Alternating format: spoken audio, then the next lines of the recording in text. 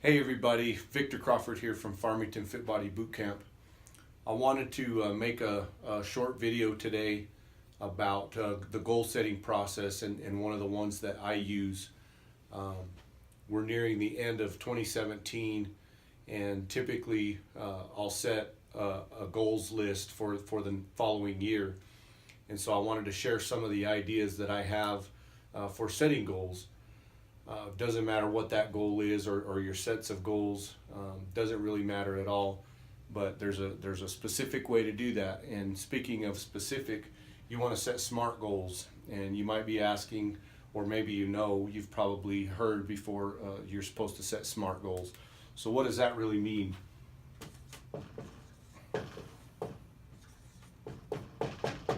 A SMART goal is specific, measurable,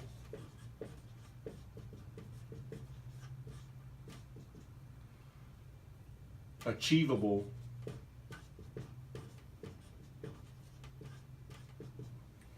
realistic,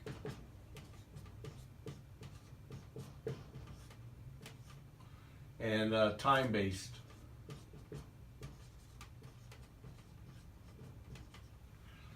So very specific. You want to be real specific with your goals. You want to be able to measure it, kind of keep score. You want to know if it's really achievable or not, whether it's realistic or time-based. So first off, is you got to set goals according to that. Now, like I said, what does that really mean? So let's say, because we're in the fitness industry here at Fit Body Boot Camp, we want to lose 15 pounds, okay? So that's my goal.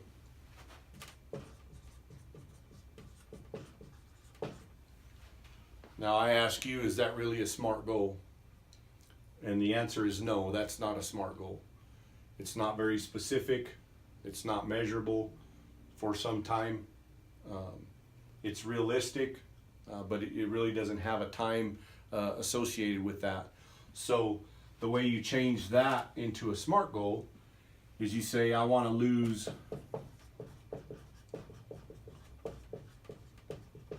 15 pounds by January, I can't spell, January 31st, 2018. Now, which goal is better? Lose 15 pounds, or I want to lose 15 pounds by January 31st, 2018? Obviously, it's this one. That's a SMART goal. It's very specific. It tells you what you want. It's measurable. It's realistic. And it's time-based. It gives you a deadline. So that's one way to set those goals.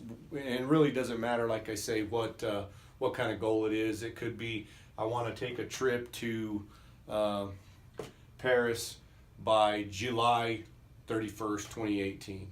It could be any goal that you want to set, but it's got to be specific, so it's got to be SMART. One of the things that I like to do once I set a SMART goal is you want to write it down.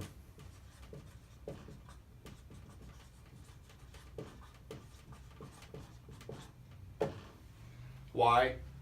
Well, it kind of holds yourself accountable to that goal if you write it down. The written word is very powerful. A lot of people believe that things that are on paper or in writing are very powerful and hold yourself accountable to that. So you want to write it down. The other, where do you write it down? Well, you can write it down in a planner or a journal, or the one thing that I like to do is I like to write them down on 3x5 cards. That way I can carry that card with me. I can pull it out whenever I have a few minutes and I want to look at that goal and see where I am in relation to that goal. The other thing that's associated with that, I like to have several goals. So you might have 3 to 5 goals for the year, for the month. If it's at work, it's for some project, you know, something like that. I learned this a long time ago from one of my mentors. His name is Matt Fury. It's the top 10 goals list. So I write down 10 goals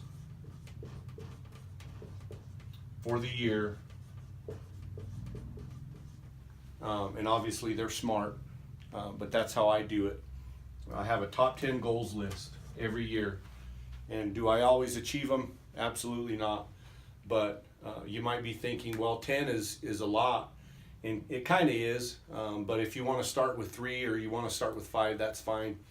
But make sure you put down a goals list. You want to have a list of things that you can try to achieve, so that you stay on track and you're always working towards those goals.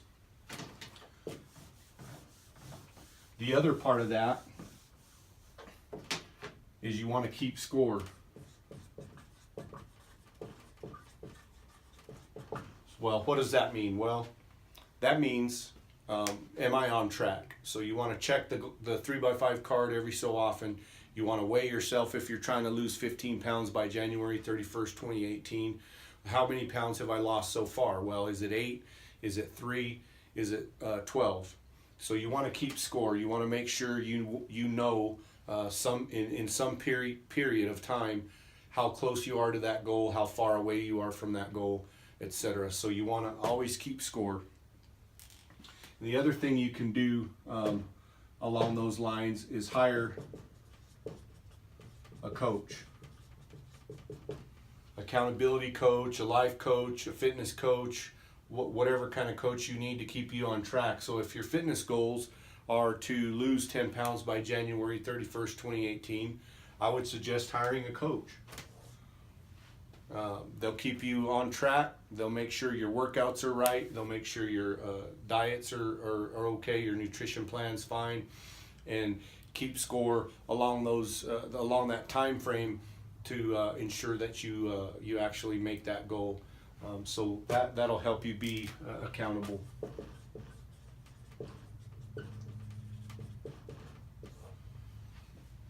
So anyway, I just wanted to make a little video. It's probably longer than what I wanted, but it's how to set SMART goals, what to do with those goals, how to keep yourself on track, keeping score, and if you need to hire somebody to help you do that, make sure you do that.